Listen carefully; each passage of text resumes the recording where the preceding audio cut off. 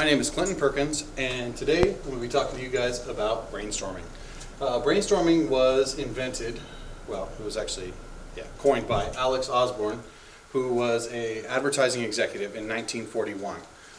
He wanted to build creativity in the workplace, and this was how he designed to do it. A variation of brainstorming that I want to talk about is guided brainstorming.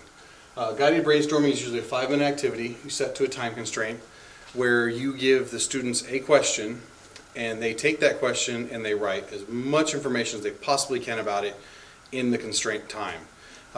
It's really good for activating pre-knowledge of the information, but we don't want to focus on spelling and we don't want to focus on grammar while we do this.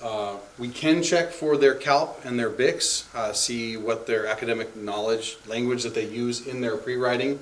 Plus we can also see what their just regular day vernacular that they use to talk about the subject.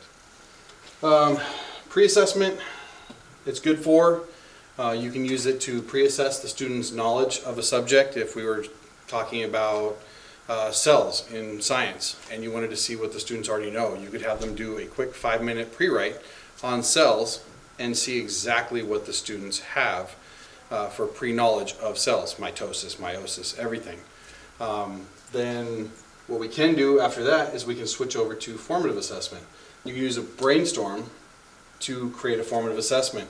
Say the students are reading a book. They have a novel that they're reading in language arts, and you're halfway through the novel, and you want to see quickly how much information they know without creating a detailed test. And what you can do is you can have the students give them questions about the book, have them write as much information as they can in 5 minutes, or it doesn't have to be 5 minutes, but that's a normal time. So have them write as much information they can in 5 minutes, and then you can collect that information. You can use that information to see if you need to go back and cover areas of the book that the students just didn't understand. So brainstorming, great SADIE strategy. It's been around since the 40s.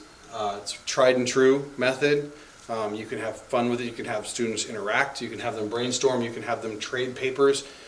You can have them write. You can create a game kind of like Boggle where they all write down for 5 minutes as much information as they know about a subject.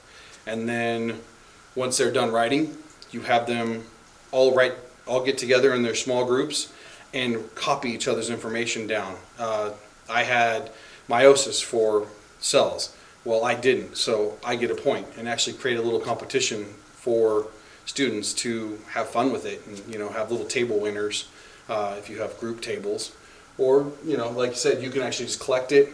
And it's also, it's a good system for just pre-knowledge and just to see basically where your students, where they're at right now. So brainstorming, good to go.